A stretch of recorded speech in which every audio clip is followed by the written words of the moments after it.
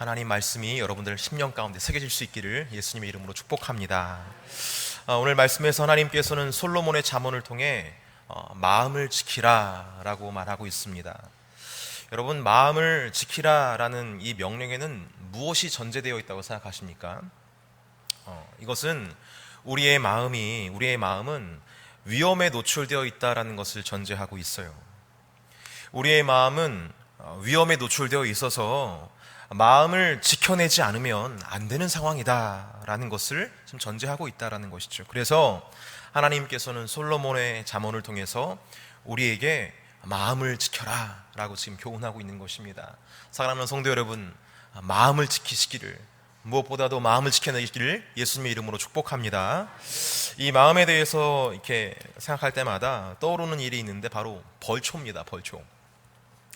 아시는 분은 아시겠지만 저희 아버님께서는 2005년도에 하나님의 부르심 받아서 천국에 올라가셨어요. 그래서 2006년도부터 저는 줄곧 어머니와 동생과 함께 파주에 있는 아버지 산소에 잡초를 뽑고 벌초를 하러 이렇게 주기적으로 갑니다. 한 12년 정도를 하다 보니까 어머니가 하시는 영역이 있고 동생이 하는 영역이 있고 제가 하는 영역이 이렇게 정해져 있어요. 재미있는 것은 그렇게 영역을 정해서 잡초를 이렇게 뽑고 벌초를 하고 한두 달 정도 지나서 이제 거기 다시 가서 살펴보면 그 영역별로 점수가 나옵니다. 어머니께서 하신 곳은 100점, 동생이 한 영역은 70점, 제가 한 곳은 0점.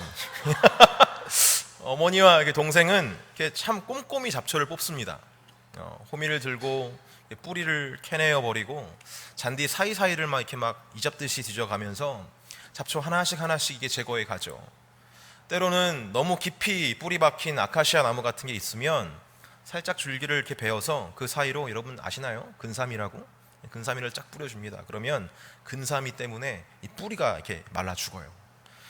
참 그 과정이 정말 지겹고 고된 작업이지만 어머니와 동생은 묵묵히 그 일을 잘 해내서 지나간 자리마다, 우리 담임 목사님은 그리스도의 향기가 난다면 우리 어머니가 지나간 자리는 잡초가 사라져요. 근데 저는 그렇지가 않습니다. 정말 대충 해요. 손에 잡히는 대로 그냥 아무거나 한번 뽑고, 그래서 때로는 줄기만 뚝 끊어뜨릴 때가 있고 애꿎은 잔디를 뽑기도 하고, 그렇게 해서 결과를 보면 어머니 동생이 한 것과 처음에는 엇비슷해 보여요. 처음에는 다 잘라버리니까. 근데 시간이 지나서 다시 와보면 잡초는 제 자리만 쫙 나있고 다른 데는 이제 깨끗한 것이죠. 여러분, 우리의 마음도 이와 같습니다. 우리가 마음을 간수하지 못하면 금세 우리의 마음에도 이런 잡초 같은 것이 자라난다는 거예요. 철저하게 그리고 꼼꼼하게 우리의 마음을 지키지 못하면 잡초가 무성한 그런 쓰잘데기 없는 것만 막 자라고 있는 우리의 마음을 발견하게 됩니다. 그래서 저는 마음을 지킨다는 것을 두 가지로 이해하고 있어요. 마음을 지킨다는 것은 첫째로 하나님 말씀만을 심는 것이고, 둘째로 그 말씀의 씨앗이 뿌리를 내리고 줄기를 펴 열매를 많이 맺게 하기 위해서 마음밭을 잘 관리해야 한다는 것입니다. 사랑하는 성도 여러분, 하나님의 말씀만을 마음에 심으시기를 예수님의 이름으로 축복합니다. 또 그 말씀이 뿌리를 내리고 줄기를 펴 열매를 많이 맺을 수 있도록 그 마음밭을 잘 관리하실 수 있기를 예수님의 이름으로 축복합니다. 여러분, 우리의 마음속에는 하나님 말씀이 뿌려지는 것 같아 보이지만 하나님 말씀이 아닌 다른 것들도 들어오기 십상이에요. 여러분, 예수님을 팔았던 가룟 유다를 한번 예로 들어볼게요. 예수님의 제자였던 가룟 유다는 왜 예수님을 팔았던 것일까요? 그는 예수님의 제자였잖아요. 예수님 따라다녔던 사람인데 그에게 도대체 무슨 일이 있었길래 예수님을 팔았던 사람이 되었던 것일까요? 갑자기. 이거에 대해서 우리가 알아보기 위해서는 요한복음 13장 2절 말씀을 좀 함께 봐야 됩니다.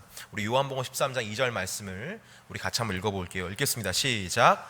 마귀가 벌써 시몬의 아들 가룟 유다의 마음에 예수를 팔려는 생각을 넣었더라. 예수님의 제자였던 가룟 유다가 예수님을 팔게 되었던 것은 그 처음 시작이 성경이 기록하기를 마귀가 가룟 유다의 마음에 예수님의 팔 생각, 뭘 넣었다고요? 예수님을 팔 생각을 넣었다라고 이야기를 하고 있다는 거예요. 그는 예수님을 팔 생각이 처음에 없었습니다. 처음에는 그런 생각이 없었어요. 근데 마귀가 주는 생각을 받은 후로 예수님을 팔 생각을 그때부터 하게 된 것입니다. 그것이 바로 성경이 증거하고 있는 것이죠. 여러분, 사탄은 지금도 가룟 유다에게 행했던 것처럼 우리에게 동일한 일을 반복하고 있다는 것을 기억할 필요가 있어요. 여러분, 그런 경험 해보신 적 있지 않습니까? 이상하게 평소에 상상하지 않았던 어떤 불같은 충동, 어떤 아주 더러운 생각들이 막 갑자기 일어날 때가 있지 않으신가요? 가령 어떤 이가 정말 죽도록 갑자기 미운 거예요. 갑자기.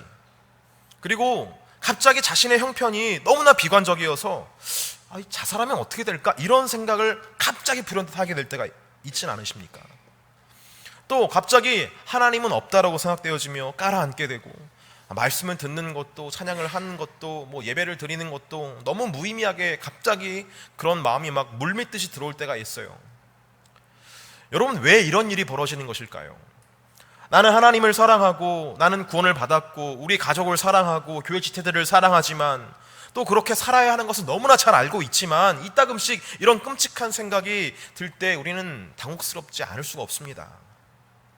여러분, 이런 생각이 우리 안에서 발생하는 것은 가룟 유다에게 예수님을 죽일 생각을 사탄이 넣어줬던 것처럼 사탄이 동일하게 지금 우리에게 그런 생각을 넣어주기 때문에 이런 일이 발생하는 거예요.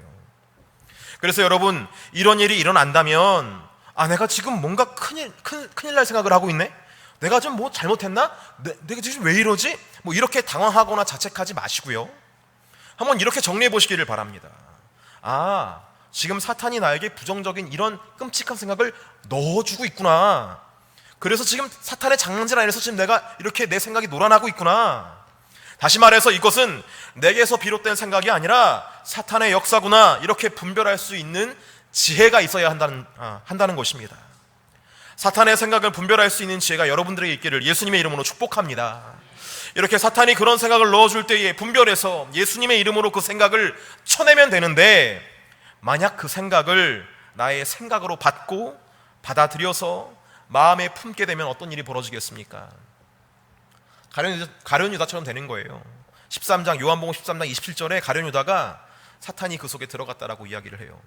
그리고 사탄이 들어간 다음에 예수를 팔러 종교 지도자들을 만나러 가는 것을 보게 됩니다. 여러분, 우리가 사탄이 주는 생각을 쳐내지 않고 그것을 마음으로 받아 품게 되면 사탄이 우리 안에 들어가게 되어서 마음껏 역사하게 되는 거예요. 그때부터. 그래서 그 생각을 자신과 동일시하는 그런 착각을 하게 되고 사탄의 의도대로 우리의 몸이 반응하게 되는 것입니다. 성도 여러분, 우리의 마음속에는 하나님 말씀만이 들려지는 것이 아닙니다. 사탄 역시 우리의 생각의 영역에서 역사할 수 있다는 것을 기억할 수 있어야 돼요. 이것을 기억하시고 사탄이 안 좋은 생각을 넣어줄 때에 그 생각을 내 마음으로 받아들지 긁거나 품지 마시고, 이것은 내 생각이 아니라 사탄의 생각이지, 예수님의 이름으로 떠나갈지어다 라고 쳐낼 수 있는 저와 여러분 되기를 예수님의 이름으로 축복합니다. 우리의 마음속에는 이렇게 하나님 말씀뿐만 아니라 사탄도 자신의 생각을 넣어주기도 해요. 하지만 이 외에 또 다른 생각이 우리의 마음에 들어올 때가 있습니다. 그것은 바로 자아의 소리, 옛사람의 소리입니다.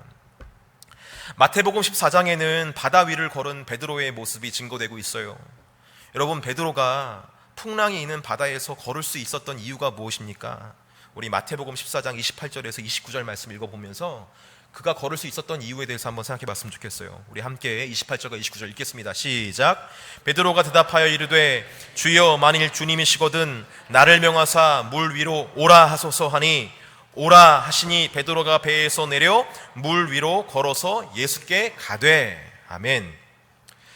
그의 행동이 예수님 말씀을 근거로 움직일 때, 다시 말씀드립니다. 그의 행동이 예수님 말씀을 근거로 움직일 때, 구원받은 사람답게 예수님 말씀에 의지해서 자신의 행동을 그렇게 할 때에 풍랑 속에서 베드로는 바다 위를 걷는 경험을 하게 되는 거예요. 할렐루야. 하지만 여러분, 그가 계속해서 이렇게 바다 위를 걸었습니까? 아니죠. 성경은 그가 다시 바다에 빠졌다고 기록하고 있습니다. 왜 그랬을까요? 왜 처음에는 걷다가 그 중간에 바다에 빠졌던 것입니까? 그 이유에 대해서 우리 마태복음 14장 30절 말씀 읽어보면서 찾아보도록 할게요. 읽겠습니다. 시작. 바람을 보고 무서워 빠져가는지라 소리질러 이르되 주여 나를 구원하소서 하니, 그는 바람을 보고 무서워했다라고 말하고 있어요. 재미있는 것은 그는 바람을 보고 무서워했다라는 것입니다. 파도를 본 것도 아니고 거센 물살을 본 것도 아니고 성경은 그가 바람을 보고 무서워했다라고 그래요. 여러분, 바람을 볼 수 있으세요? 바람을 어떻게 볼 수 있습니까? 성경이 말하고자 하는 바는 이것입니다. 그는 보이지 않는 위험을 그의 불신으로 바라보면서 혼자 두려워했다라는 거예요. 그 두려움으로 인해서 빠져갔다라는 것입니다. 여러분, 이것이 우리의 옛사람의 그 소리를 듣는 신앙인의 전형적인 모습이라고 보면 되는 거예요.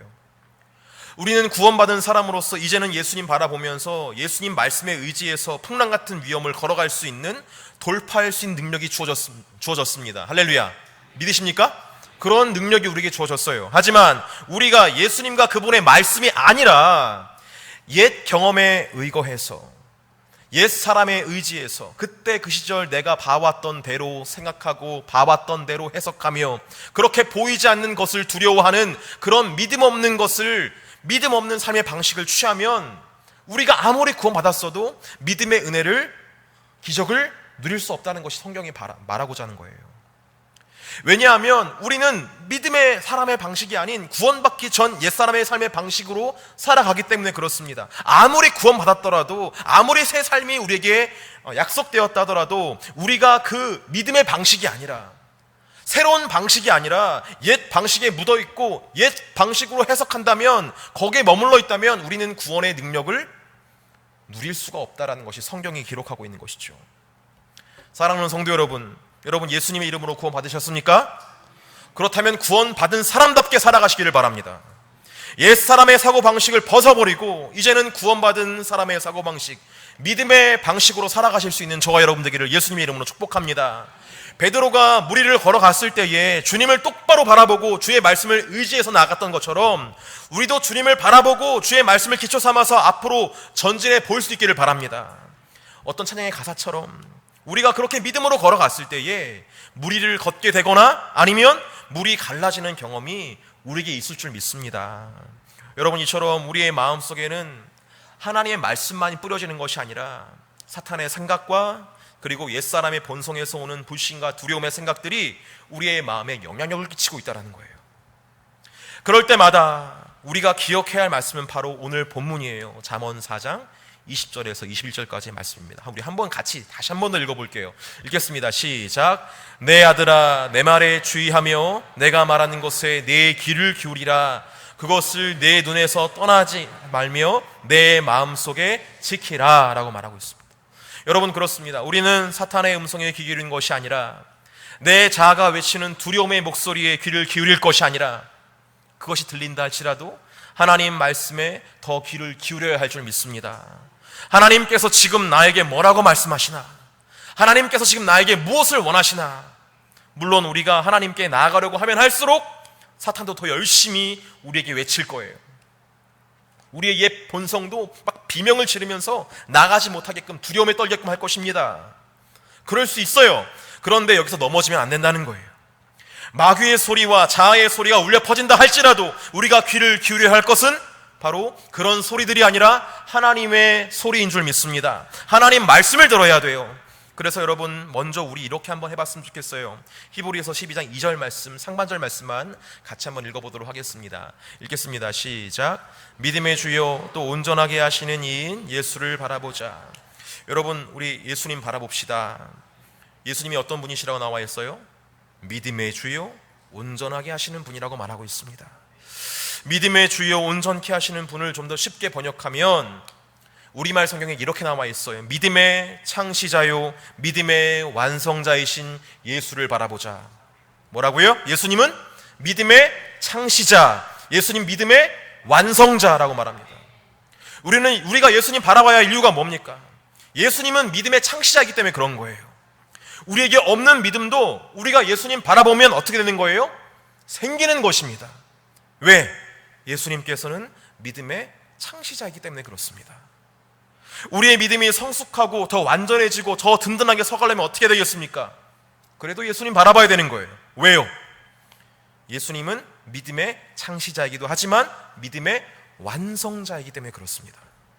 사랑하는 성도 여러분, 사탄의 생각이 나를 어지럽게 하고 환경이 주는 두려움이 나를 지배하려고 할 때에 믿음의 창시자요 믿음의 완성자이신 예수님 바라보시기를 바랍니다. 먼저 우리가 할 것은 이렇게 우리의 시선을 예수님께 맞추는 것, 예수님 바라보는 거예요. 그리고 나서 해야 할 것이 바로 로마서 10장 17절 말씀을 근거로 해야 하는 거예요. 한번 같이 읽어보겠습니다. 로마서 10장 17절 말씀입니다. 읽겠습니다. 시작. 그러므로 믿음은 들음에서 나며 들음은 그리스도의 말씀으로 말미암느니라.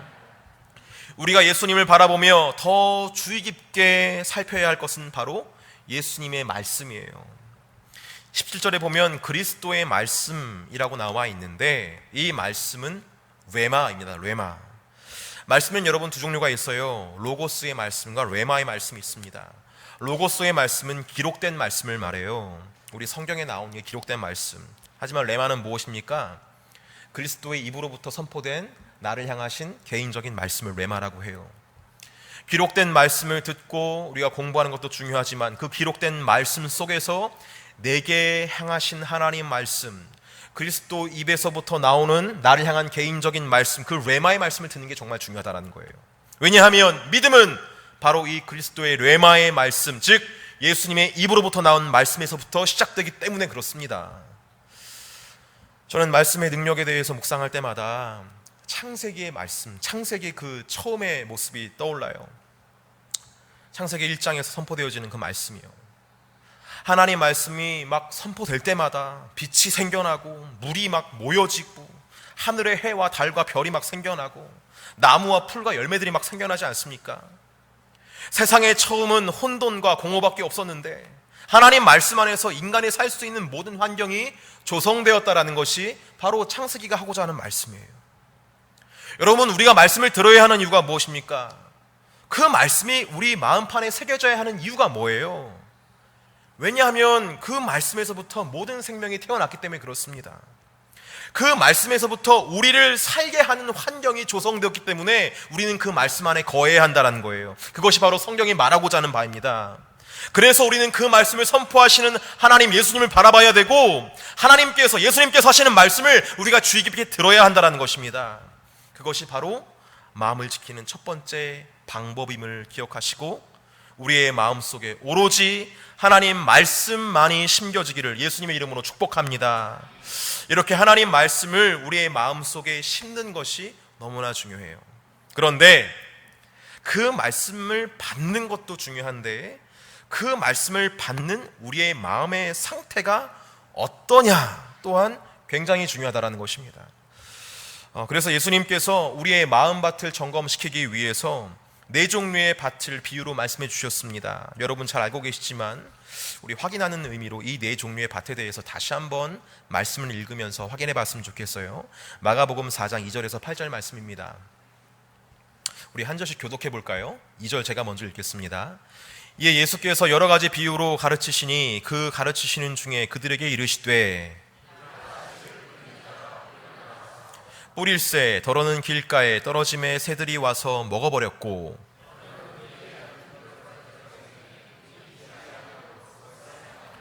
해가 돋은 후에 타서 뿌리가 없어짐으로 말랐고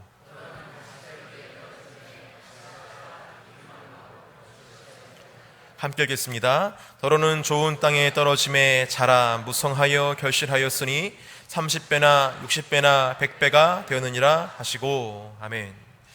예수님께서는 우리의 마음의 4가지 상태에 대해서 비유로 말씀해 주십니다. 그러면서 마음을 한번 점검해 봐라 이렇게 말씀하시는 거예요. 먼저 길가, 여러분 다 아시죠? 길가, 돌밭, 가시밭, 옥토 이 4가지 밭인데 이 길가와 같다는 것을 이것을 의미합니다. 길가는 사람들이 많이 다니는 곳이에요. 즉 사람들의 많은 발자국으로 인해서 다져지고 단단해져 있는 곳이 바로 길가죠. 우리의 마음밭이 길가와 같다는 것은 우리의 마음이 단단해져 있다는 것을 이야기합니다. 길가가 사람들의 발걸음으로 인해 다져지고 단단해진 것처럼, 그래서 씨앗이 심겨질 틈이 없는 것처럼 우리의 마음도 세상의 수많은 경험과 거기서 받은 상처와 거짓된 교훈으로 인해서 마음이 단단해질 수 있다는 것입니다. 만약 우리의 마음이 이렇게 단단하고 강팍해져 있으면 아무리 순수한 하나님 말씀이 들려진다 하더라도 그 말씀의 씨앗이 심겨질 수 없다라는 것이 바로 예수님께서 하시고자 하는 말씀이죠. 여러분, 그런 분들 있지 않습니까? 아무리 말씀을 많이 들어도 자신의 경험과 지식이 탄탄하면요, 말씀을 받아들이기 힘들어합니다. 성경 말씀이 신화 같다고 말하고 시시하다고 말합니다. 예전에 한번 저희 아내랑 같이 밥 먹으러 갔는데 옆 테이블에서 이렇게 말하는 거예요. 내가 교회를 갔는데 목사가 말씀 전하는 걸 봤는데 그 정도 말씀을 가지고 나의 마음을 살려고 해? 참네. 이러면서 술 먹고 그렇게 얘기를 하고 있더라고요. 그렇게 얘기하는 걸 보면서 기도를 많이 해야겠구나. 그때가 저희 새새벽 주제를 준비할 때였는데 하나님께 주시는 마음 같았었어요. 그래 그 말씀을 감동하는 다른 사람들을 손가락질하면서 사이에 빠진 것들 불쌍해 죽겠다고 그렇게 말씀을 하시더라고요. 자신의 세계관이 너무 철저하고 견고하면요, 아무리 하나님 말씀이 선포되어진다 한들 그 마음의 말씀이 심겨질 수 없다라는 것입니다. 더불어서 우리의 마음이 사람들의 발자국이 많이 남아있는 그 길가처럼 사람들로 인해서 많이 짓밟혀 있다면, 그렇게 사람들로 인해서 많은 상처를 받아 있다면 우리의 마음은 우리도 모르는 사이에 강팍해질 수 있다는 것을 시사하기도 합니다.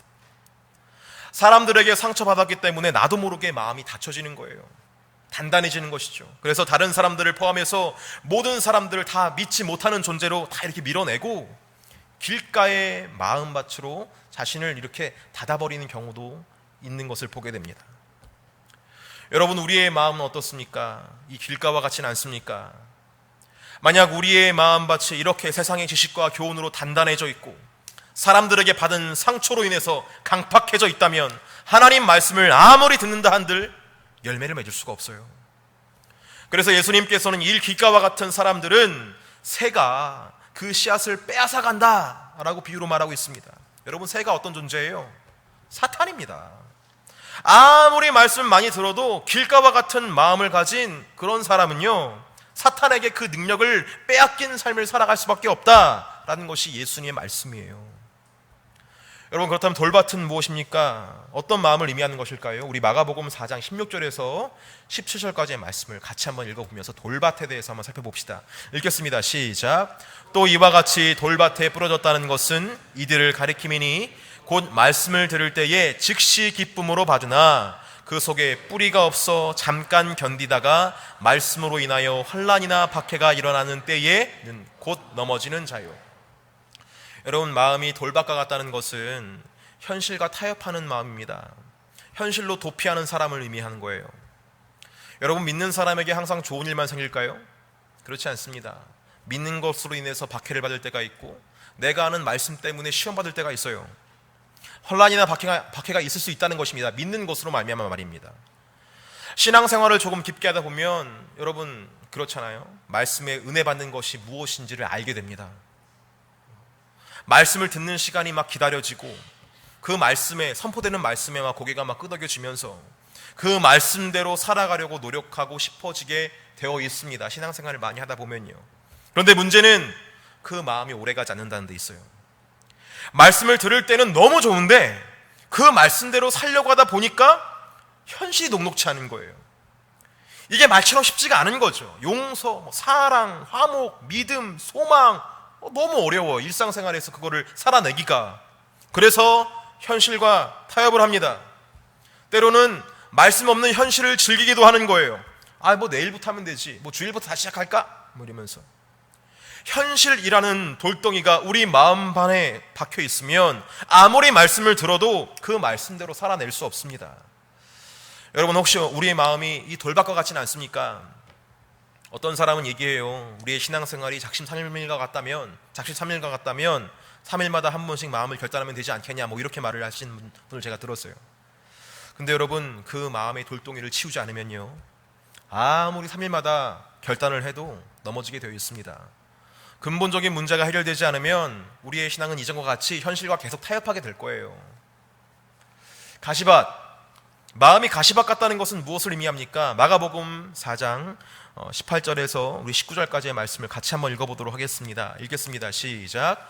또 어떤 이는 가시떨기에 뿌려진 자니 이들은 말씀을 듣기는 하되 세상의 염려와 재물의 유혹과 기타 욕심이 들어와 말씀을 막아 결실하지 못하게 되는 자요. 이렇게 말하고 있어요. 돌밭이 현실과 믿음의 한계라는 돌덩이를 말하고 있다면, 가시밭은 거짓빛, 거짓 보물이 마음에 들어차는 것을 말하는 것입니다. 하나님의 말씀이라는, 하나님의 나라라는 보물이 있음에도 불구하고 그 보물보다 더 빛나 보이는 세상의 재물과 쾌락들, 그런 것들이 마음에 막 들어차게 되면 말씀을 밀어내게 되어 있다는 것을 말하는 것이죠. 믿음의 창시자요 완성자이신 예수님 바라보면 예수님을 향한 우리의 마음이 커지게 되지만, 반대로 우리가 예수님을 향한 눈을 거두고 재물을 보고 세상에 반짝거리는 것을 보게 된다면, 반대로 예수님을 향한 우리의 애정이 사라지고 재물에 대한 욕심이 커지게 되어 있어요. 그래서 여러분, 안목의 정욕을 못 박아야 하는 것입니다. 계속해서 핸드백을 묵상하면, 계속해서 자동차를 묵상하면 세상의 가치들, 어떤 음식, 여행, 어떤 집, 명예, 그런 것들을 계속 보게 되면 그것과는 비교할 수 없는 그리스도의 영광의 강체를 보지 못하게 될 수도 있다. 이것이 가시밭 같은 마음인 것이죠.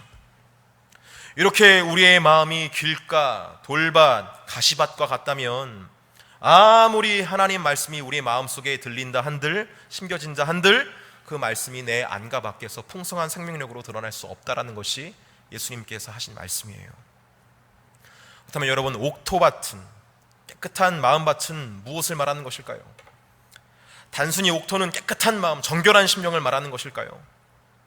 여러분도 아시다시피 옥토는 저절로 되는 게 아니에요. 옥토는 만들어지는 것입니다. 즉, 길가와 같은 마음을 갈아엎은 것이 옥토고요, 돌밭과 같은 마음에서 돌을 빼낸 것이 옥토입니다. 그리고 가시밭과 같은 마음에서 가시나무들을 다 뽑은 것이 옥토예요.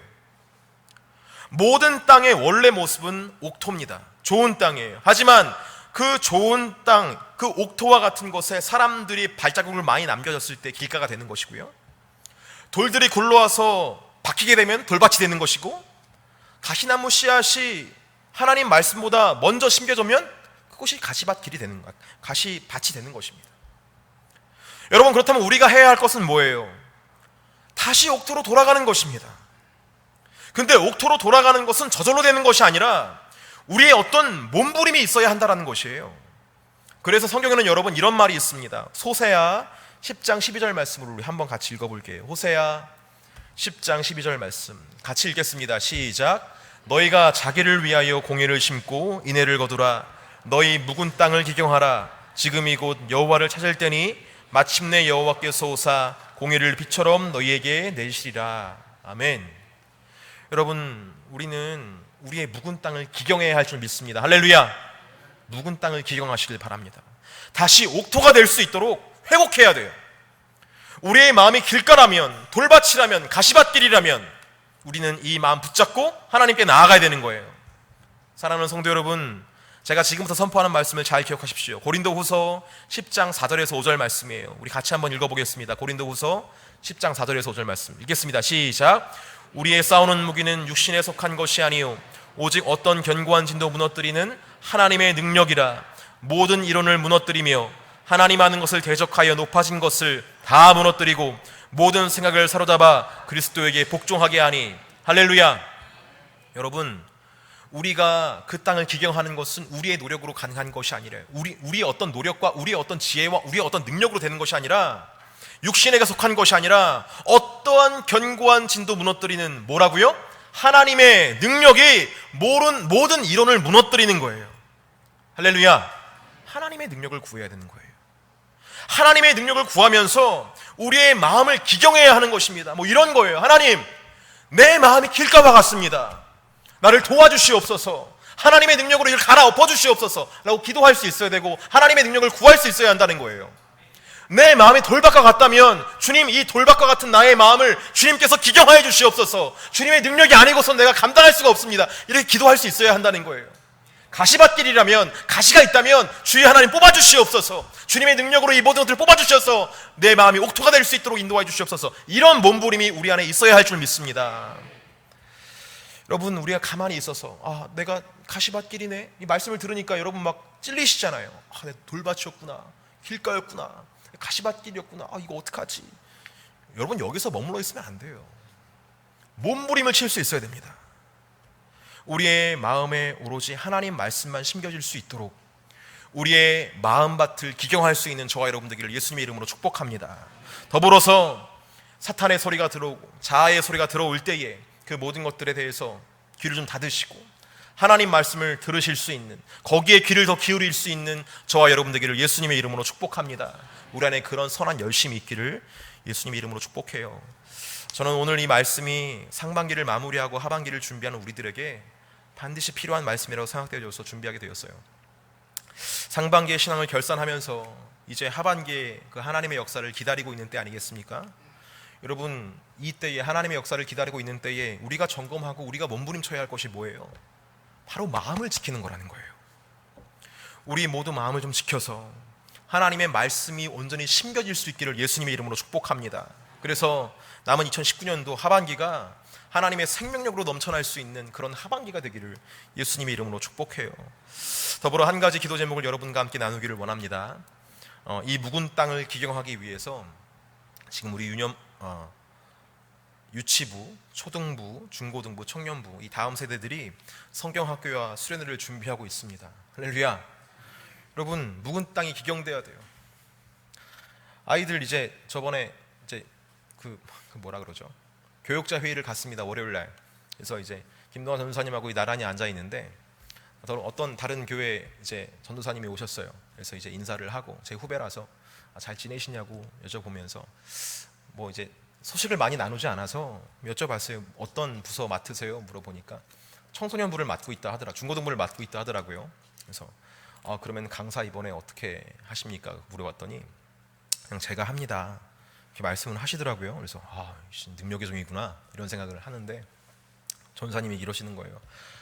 애들이 너무 말을 안 듣고 서로 친하지 않아가지고 걱정입니다. 그래서 저는 올해 처음 맡으신 줄 알았어요. 그래서 얼마나 되셨어요? 물어보니까 3년 됐대.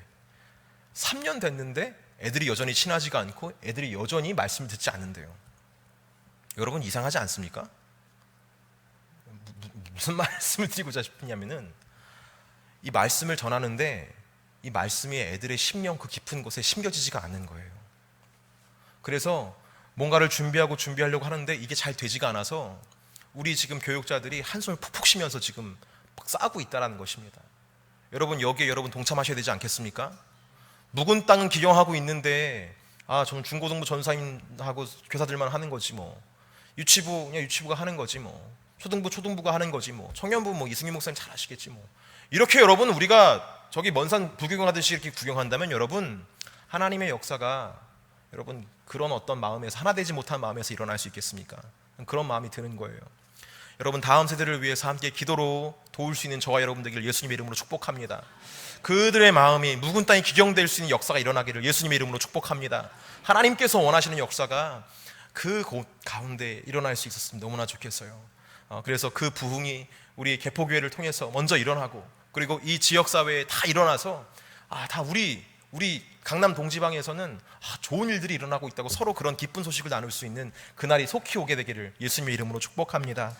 우리 그런 것들을 함께 기도하기 위해서, 우리의 묵은 땅을 좀 기경하기 위해서 이 시간 찬양을 하나 좀 했으면 좋겠습니다. 주님 마음 내게 주소서라는 찬양인데요, 보소서 주님 나의 마음을 선한 것 하나 없습니다.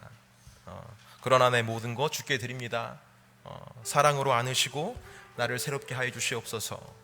주의 말씀만이 내 안에 새겨지고 그 말씀을 받을 수 있는 내 마음밭 되게 하여 주시옵소서.